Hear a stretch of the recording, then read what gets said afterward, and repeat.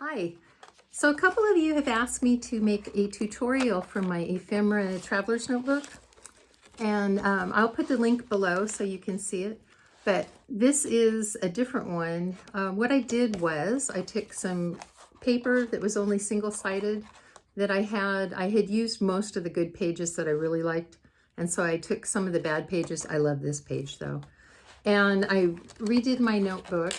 I made it with a very deep spine. It's got a 2-inch spine so that it'll hold a lot of goodies in there.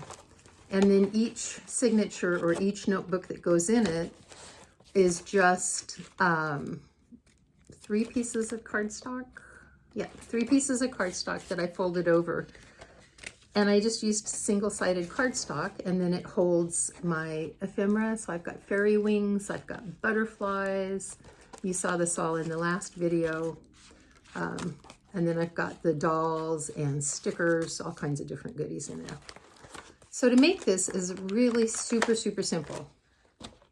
I just took a piece of paper, single-sided. It measures 12 inches by 6 3/4 inches. This is going to be the cover of the notebook. And then what you do is you just score in at 5 inches, turn it around, and score in at 5 inches so that each cover is going to be 5 inches in width. Then what you can do is you can take the spine, which is your center 2 inches. You can fold it in half if you want to have an easy way to measure. And then you can draw a circle for your center hole. And then you can draw 3 circles at the bottom that are evenly spaced apart, and 3 circles at the top that are evenly spaced apart. And as you can see, I did score mine. I didn't fold on the score though. And then I drew 1 circle right on that score, and then 1 to either side. It's more even than it looks. Okay, score over on your covers. There you go. Then at this point, you're ready to put this through a laminating machine. Or if you don't have a laminating machine, you can also use contact paper, just clear contact paper, and cover it up. Once it's covered up with the contact paper or the lamination, you're going to want to trim the edges. Don't trim right up to the paper though. Leave a seal of lamination.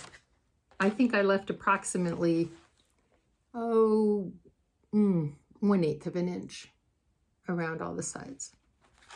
Then you're going to take your hole puncher. It could be your crocodile or just your handheld, and you're going to punch 3 holes at the top, 3 holes at the bottom, and you're going to punch a hole in the center. If you do not have a long reach punch, just use one of those pokey tools and you can make a hole in it that way.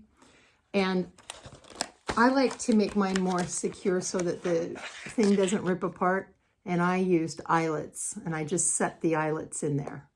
So there's 3 eyelets at the top, an eyelet at the center, and 3 eyelets at the bottom. Very easy to do. Then, because there are so many different tutorials on the internet on how to lace up your traveler's notebook, I did not show you how to lace it up. But I'll put a link to how to lace up your traveler's notebook below. So then you need to make your signatures. And what they are, your little notebooks inside, they are a piece of your pretty paper, and it measures 9.5 by 6.5. So you're going to fold the 9.5 in half, and there's one of your pages. You need to have 12 of these because you're going to have 4 books. So then you can just take 3 pages, lay them on top of each other, and staple in the middle. And that's going to create your notebook. Then to create the little pockets, I just took some nice vellum that I had from, Crafter's Companion. But you can use vellum that you get from Hobby Lobby or Michael's. And I'm looking through to see which one. This one still needs some vellum in it. That would be this one. And so my little vellum pockets, they measure 2 inches by 4.5 inches. So 2 by 4.5. And then I made this little thumb hole right there by using a 1-inch punch, putting my vellum in, and then halfway in, so it's halfway up the circle, like that. And then I just punched it. I know you couldn't really see, my thumb was in the way. So now I'm going to take my pocket and my glue, and I'm just going to glue around the 3 edges of the pocket. The glue does show when it dries. It just kind of makes the vellum clear. It's okay. No worries. I mean, this is just to hold your stuff, you know, it's not to win any prizes. So I'm putting my glue just right up to the edge of my pocket. In case you have any questions, boom, there we are. And then I'm going to take it and I'm going to center it on my page right at the bottom edge.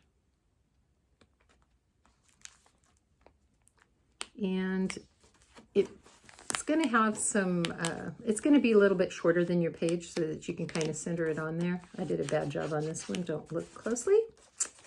And there we go. And it's on. And you can't really see it.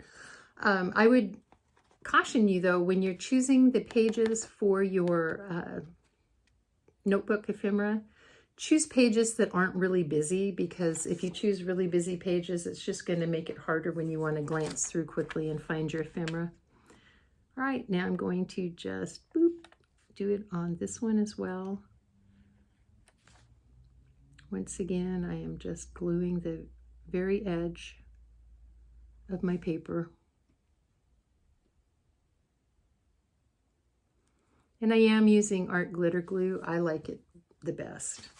So now I'm coming back into my notebook and I'm going to eyeball it. I'm going to put it about 1 inch down from the top, making it as straight as I can and laying it across, burnishing down the edges with my finger. Sometimes the vellum will kind of crinkle up at the edges, but it'll go flat when it dries, or it'll look better. So there we have it, 2 pockets there. You don't have to do your pockets at 2 inches. You can do them at whatever floats your boat. Maybe you need yours to be 3 inches deep. Maybe you just want them to be 1 inch deep. Or maybe you want your page to have one that's 2 inches and one that's 1.5, or one that's 1. It just depends. I would do the deepest pocket, though, toward the bottom of the page, just because of weights and everything. And I think it gives it a nicer look. But my pockets are all 2 inches. I'm going to glue this in. This is my very last page of my notebook. And yes, I am still going to put some pockets on that as well.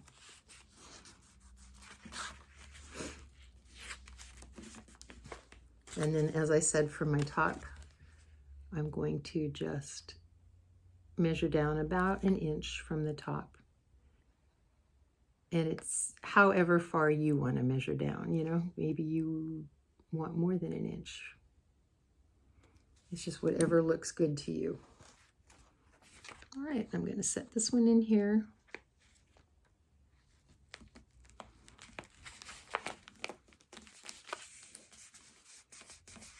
Kind of press it down with my fingers. I didn't line these up very well on this page at all, but there you have it.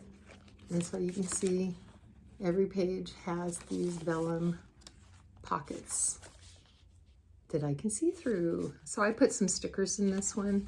And then notice it even holds the puffy, oh goodness, the puffy type of stickers. I use those as well. And I'm also going to put some, I have lots of tags that I want to put in here. And I have a lot of tickets and all sorts of little things. I'll put a link to my other video where I just kind of do a walkthrough, show you what other kind of stuff I have in there.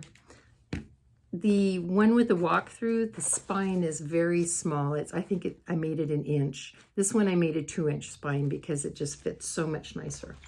All right, now I'm going to insert my notebook. So I'm just going to open it up to the center page. I'm just going to lift one of the elastic bands. Oops, and put it over my notebook. And then the elastic is just holding it in place. Here I have another one of my notebook pages. Same thing, opening it up to the center, putting it through the elastic. The elastic, you can use sewing cord elastic, or Hobby Lobby, because it's Christmas now, they have the gift wrap elastic in their Christmas crafting aisle. It's near the scrapbook pages. And I got 10 yards of silver for, let's see, regularly I think $2.99, and it was on sale, so $1.50. Whereas if I had gone to the sewing section, I would have gotten 5 yards for $4.95 of just plain white. And they had silver, red, and gold while I was there. So I just used silver for mine. There you have it. Very simple, very simplistic tutorial. I hope you like it. Please click like and subscribe, because it makes me happy. Thank you very much. Bye-bye.